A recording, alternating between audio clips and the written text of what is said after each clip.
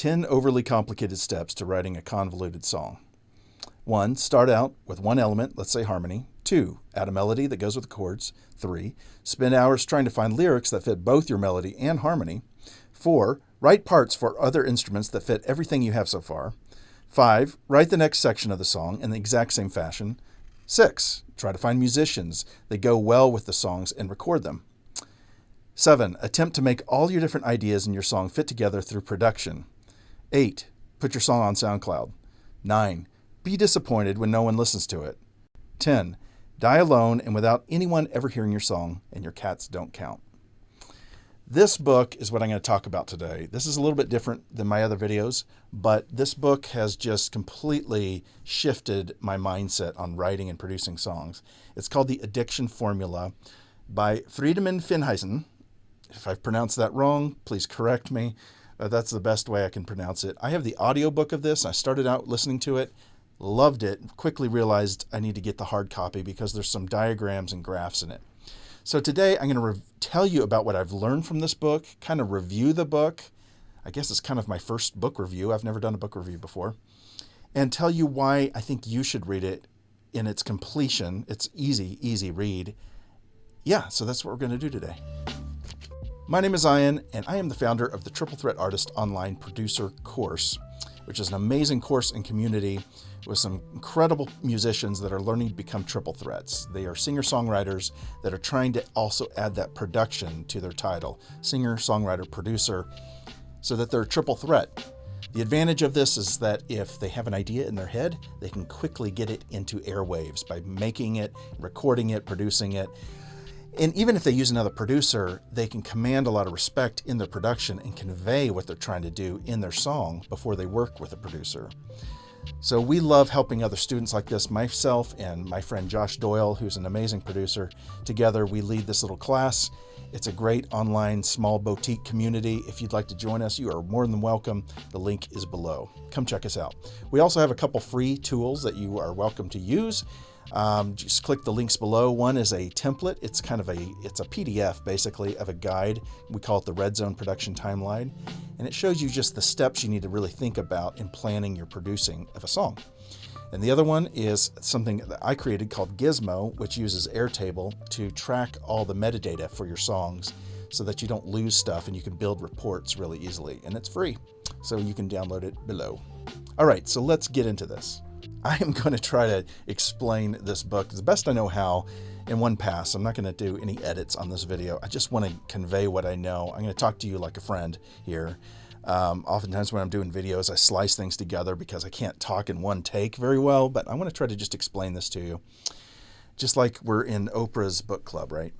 So Friedman, this guy that wrote this book, he has a YouTube channel called Holistic Songwriter. You've probably seen videos of it and you didn't even know he wrote a book. Check out the book, seriously, buy the paperback and support this guy. It is an incredible book. Get the audiobook too. I love audiobooks. He's got a really cool German accent. So he basically proposes that in the last 10, 20 years, the songs that really make it to be number one hits, the hit songs of today, he's not talking about like classical music. He's talking about like top 40 hits, all use a formula that he calls the addiction formula. Even if the writers and producers didn't know they were using the formula works, and that's what rises those songs up to the top. And very few people know about this. So what is this formula? Well, he believes that it's all about telling a story without the lyrics telling the story. He calls it lyricless storytelling, basically. And it's conveying story and feeling through the production, the arrangement, the elements of the song, the voices, the frequencies used, the mix is all conveying a story to you that is moving in such a way that grabs you and pulls you in, and it's addictive to listen to. It's addictive to keep listening to, and that you don't turn it off. And he breaks it into two areas. He calls it, instead of tension and release, he breaks it into tension and gratification. So gratification, just like if you were a heroin addict, gratification is when you get that shot, right? That needle. I've never been a heroin addict. Don't write me any emails about this. But it's the gratification is getting that drug, that dose of that dopamine hit of whatever's going on, and you're getting gratified. But the tension keeps you wanting more. It keeps you coming back for more. So he believes that songs actually use energy in the forms of gratification and tension at different, he calls them hype levels. Hype levels just is a level of energy in the song. Everything from a Celine Dion song to a Rage Against the Machine song to something way more obvious like a Ed Sheeran song or something like that. They all are using these levels of hype. So I'm going to use my iPad here for a second. So hype levels are basically stages of a song that rise and fall and usually build toward choruses. So hype levels are just basically these stages, okay? And he calls them hype. And the tension is what gets you there. So the tension is the push and pull that comes off these platforms. If you think of platforms as hype levels. So you might start low, like in a verse, and then you're building toward a chorus through the pre-chorus and finally hitting the chorus. And then you can come back down to usually a second verse, and then you're building up again, usually going into a bridge, which goes lower, then it comes back up, and then it ends. That's a really terrible illustration, but I think you get the idea. So his whole thing is that if you pay attention to the hype levels, and you're actually telling a story, and you can't tell what the story is just by looking at a hype level graph. This is just a way of conveying how the energy performs throughout your song. And if somebody can track your song using this, that means you probably did a good job in how you arranged the total song. Now, what happens is most songwriters, we start off with an intro that has usually a low level energy, go into a verse, which has a certain energy, and then maybe a pre-chorus, and then go into a chorus, which is our first gratification, okay? And then we're going to drop back into a second verse. And most people come back to about the same level as that first verse. And he proposes that's a bad idea, and that we actually need to come to a little bit higher than the second verse. And this is telling a story because things have changed. If this were a Hollywood movie and this were a story written in Hollywood, this person has changed. By the time they get to the first chorus, they're coming back to a new world and they're starting anew. He gets all into story writing and film and how it actually relates to songwriting. It's really, really interesting, by the way. I kind of knew some of this, but he really puts it into a way that's fascinating. And it has to do a lot with the hero's journey, which is a formula that a lot of playwriters and screenwriters use when they're writing movies and TV shows. Then you go to another chorus, and then or a pre-chorus, and then that second chorus is typically bigger. So this first chorus was about there. The second chorus is bigger, has a new element. Something's different about it. You're on top of the world, and then there's something that oftentimes in movies, as you go into the third act of a movie, something definitely changes. Now, if this is a pattern, so if you repeated this pattern here, you wouldn't want to repeat it again. It's just there's something about human psychology that if you repeat something, if you repeat it again the third time, it immediately becomes predictable and boring. So a bridge or a breakdown or a rap or something in your song introduces a completely different hype level. Who knows where it is? It doesn't really matter. Some level here. And for the sake of this drawing, I'm going to just do like this here. And this is your bridge. It's usually something very different. Something's happened. Something has changed. There's a new, if it were a story, there's a new situation the hero has encountered, or maybe he suffered a defeat and he's got to slowly build back out of it. And that's where you slowly are building back into another pre-chorus and then finally a triumphant chorus at the end. And you're using these tensions to build yourself into this. And you're finishing strong, and then poof, you can either end low or high or whatever you want to do to end it. But this third act is oftentimes different. It ends the same. There's still familiarity in that chorus, but it's different. And if this were a 3-act play, you're going to have, I change colors here, you're going to have 3 acts. 1, 2, 3.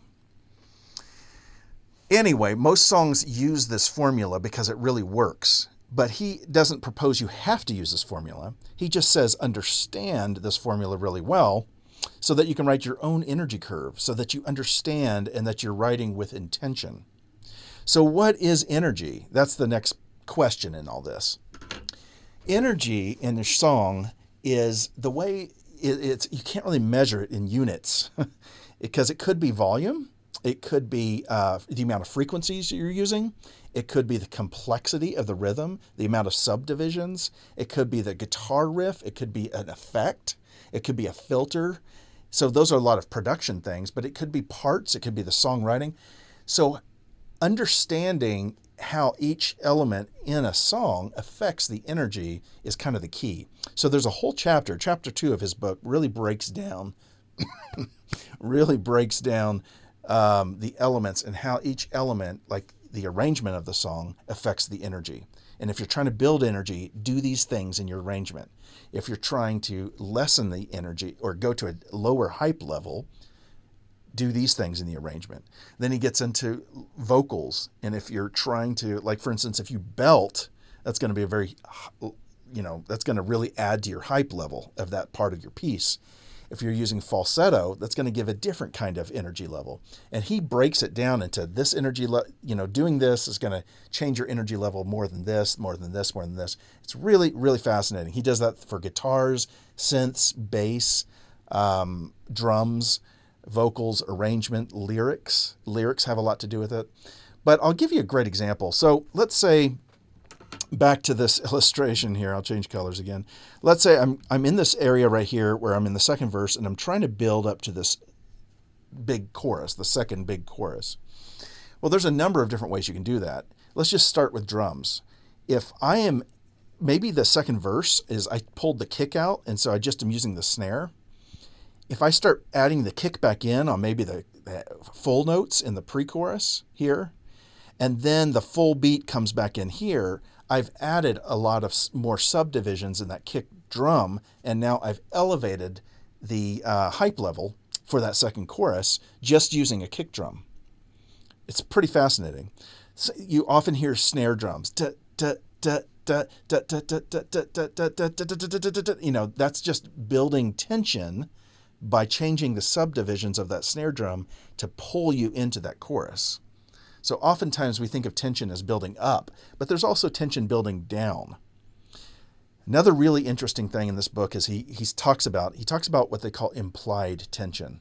Implied tension is when, let's say you're in the second verse in this area over here, and you're about to go into this pre-chorus, you're about to go in here. You can actually drop out instruments by, just dropping out instruments. And what that does is, because those instruments were implied, you've set those up, it implies that something big is about to happen. And so even though you're subtracting elements, you're actually about to go bigger, and that's called implied tension. He explains it better in the book. So this is sort of the whole addiction formula. It's all about helping people, giving people a little bit of gratification in how you write the song, and not just the writing, the production too. Writing and production are so dovetailed nowadays. In fact, some of the best writers are producers because they understand the music production and how to tell the story in production, which easily lends itself to writing the song as well. Not easily, but it can. So this whole book is all about this formula, this addiction formula, gratification and tension. And I strongly suggest dwelling on this, like really dwelling on this and doing some exercises. I'm going to be doing a clubhouse soon where we're going to just talk about this, but I would love for you guys to join once I'm going to give you a couple weeks before we do this, but I want to give people time to read this book so that we can have a discussion about it. And I'm going to actually reach out to the author. I don't know if we can get a hold of him, but it would be amazing if we could get a hold of him and have him come into the group itself and do a clubhouse with him. Check out his YouTube channel. Again, it's called Holistic Songwriter. Get the book off of Amazon. Again, it's called The Addiction Formula. All right, and if you haven't signed up for our clubhouse, we have a Triple Threat Artist Clubhouse on Clubhouse that you can sign up for. And I'll put the link below so it's easy to do. But we're going to be doing more and more Clubhouse talks because it's a way in which we can all communicate, come together, and just hang out together. I'd love to hear from you. If you want to reply to this email or the YouTube video, put your comments below. I'd love to hear from you. And yeah, I'd love to hear how this changes your writing too. I'm Zion. I'm signing off. See ya.